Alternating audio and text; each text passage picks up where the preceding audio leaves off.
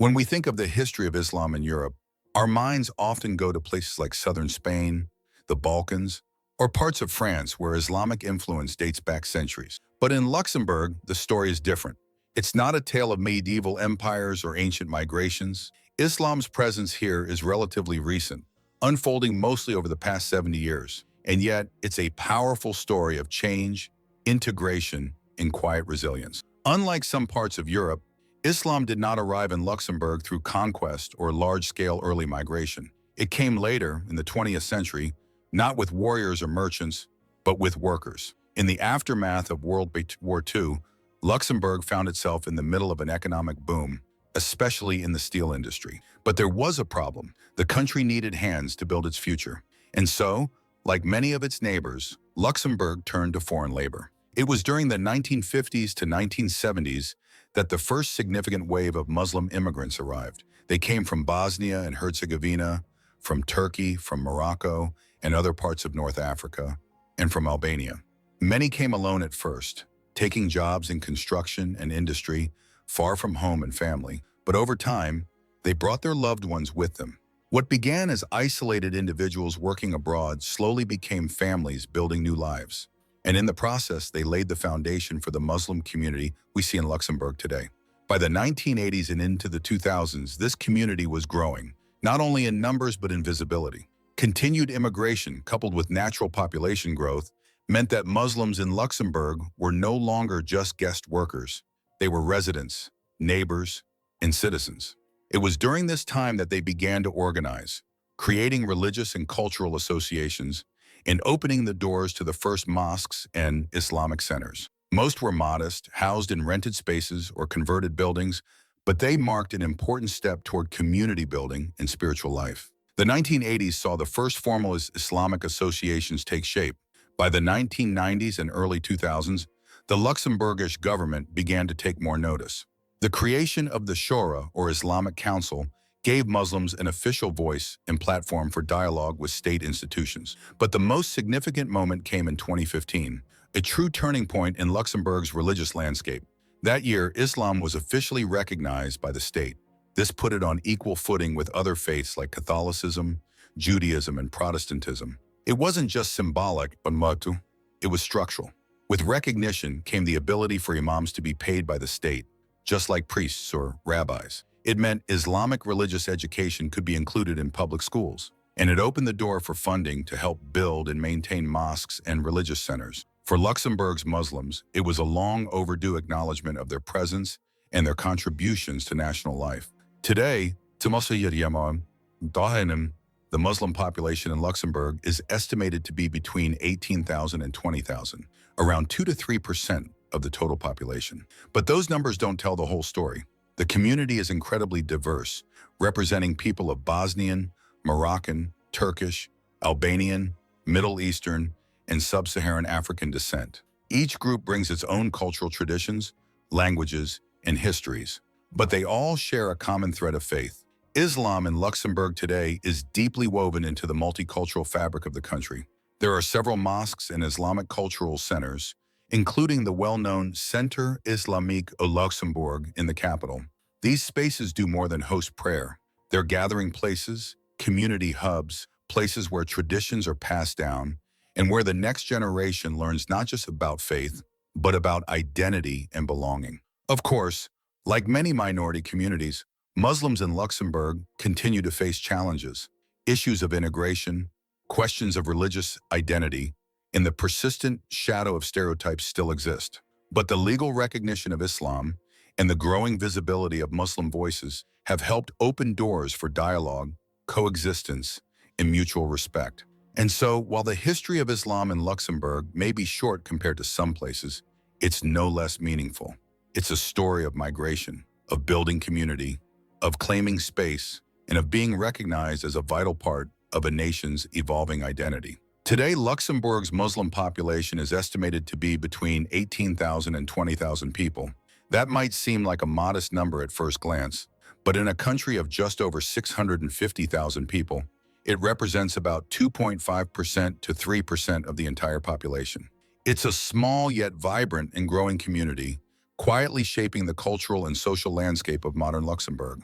Now, when we talk about the Muslim population, it's important to understand that Islam isn't a monolith, and Luxembourg's Muslim community reflects that beautifully. One of the most common questions that comes up is about the different branches of Islam represented in the country. And while Luxembourg, like many European nations, doesn't officially record religious sub-affiliation due to privacy laws and secular principles, we do have some reliable estimates. According to available data, about 2.21% of the population are Sunni Muslims, by far the largest group.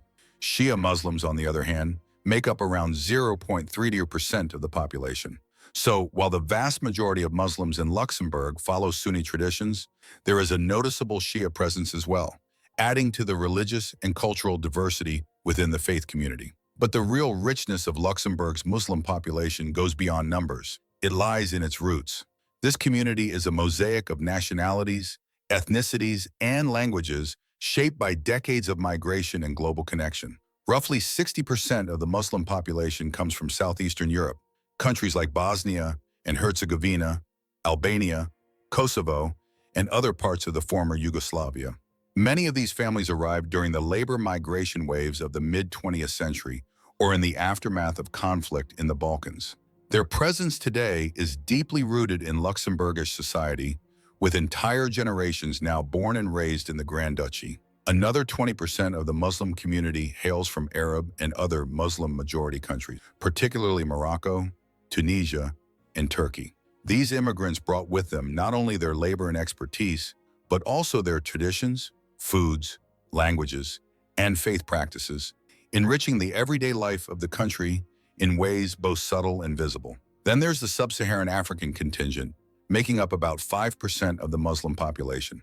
These individuals and families often come seeking better opportunities or safety, and they bring unique cultural expressions of Islam that add even more depth to the community. Finally, the remaining 15% are Muslims from other European countries, including France, Germany, Belgium, and beyond, who have moved to Luxembourg for work, education, or family reasons. This mix of origins and cultures has helped create a Muslim community in Luxembourg that is not only religiously active, but also incredibly diverse and interconnected.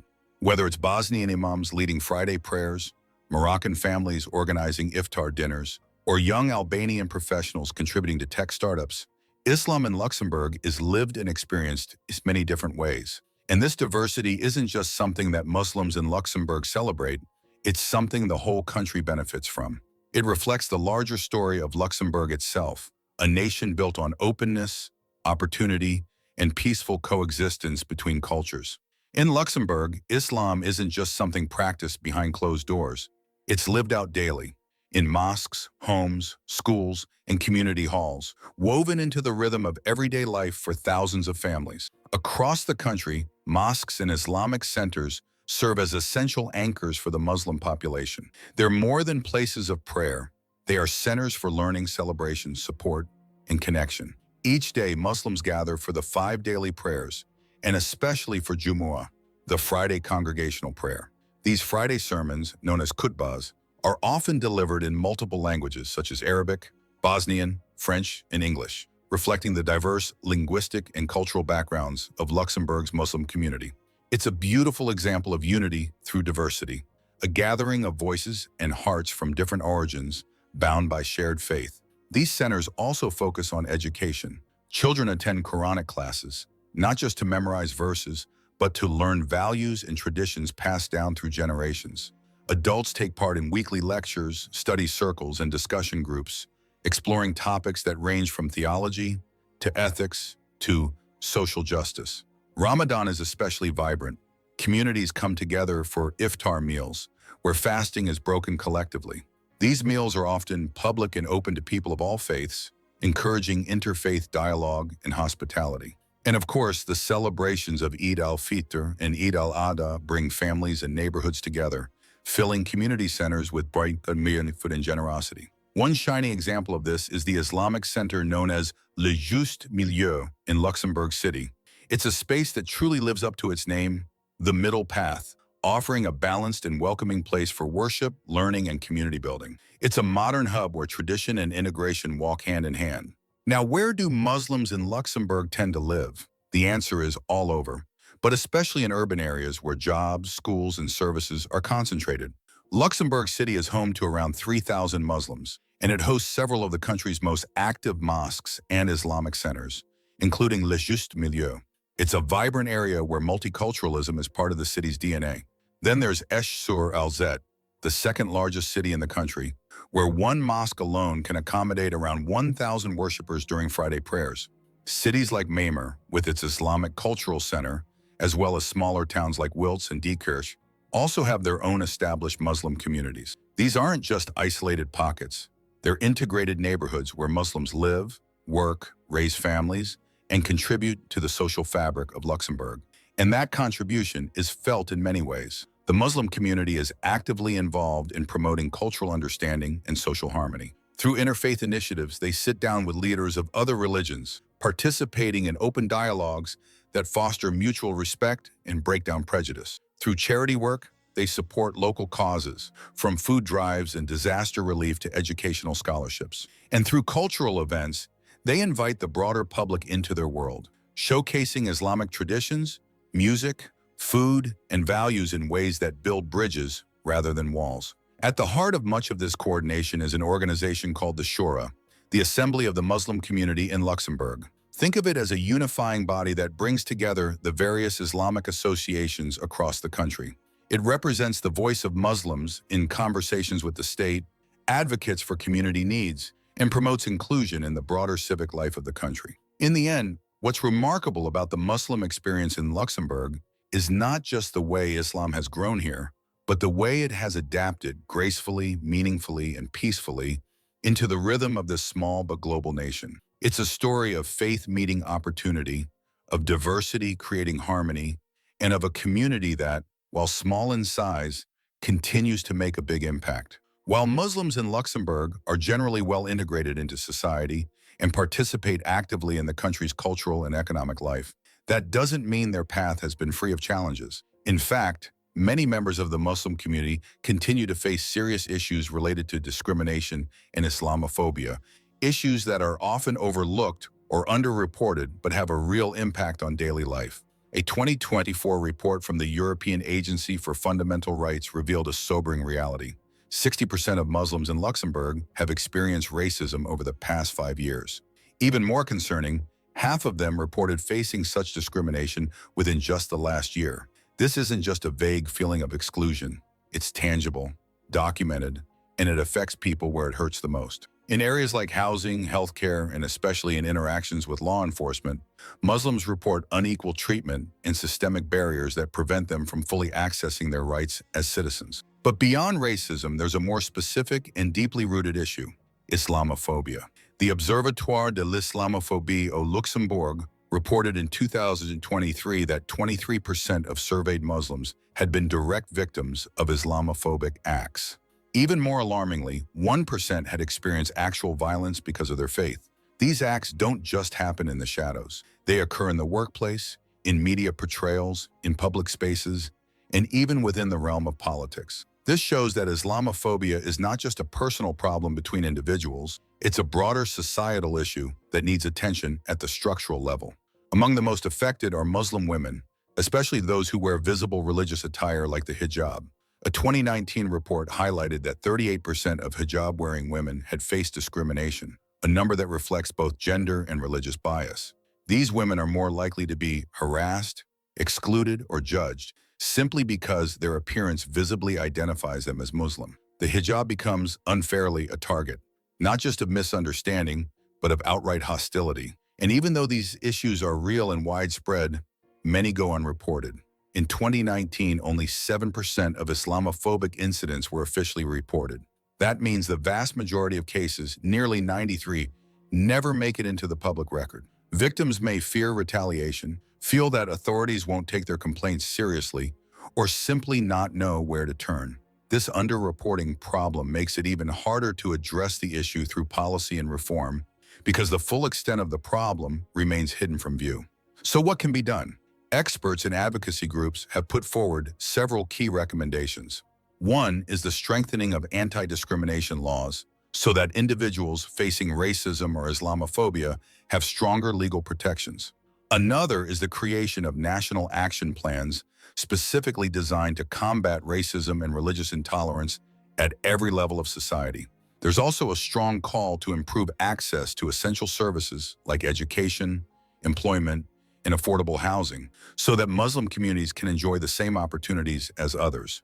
And finally, a critical step is collecting better data that clearly tracks discrimination trends, informs policies, and helps government institutions become more accountable in addressing inequality. The story of Muslims in Luxembourg isn't just about growth, celebration, or integration. It's also about resilience, the quiet but persistent struggle for dignity, equality, and belonging. And as more voices speak up and more actions are taken, there's hope that these challenges won't define the future, but instead help build a more just and inclusive Luxembourg for everyone. If you found this video insightful and believe that stories like these deserve to be heard, don't forget to like, share, and subscribe to the channel. Your support helps us continue creating thoughtful content that highlights diversity, fosters understanding, and gives voice to underrepresented communities. Have you experienced or witnessed cultural integration in action? What are your thoughts on how Luxembourg is embracing its growing diversity? Let us know in the comments below. We'd love to hear from you. And remember to hit the notification bell so you never miss a new story that matters. Together, let's keep learning, growing, and building bridges.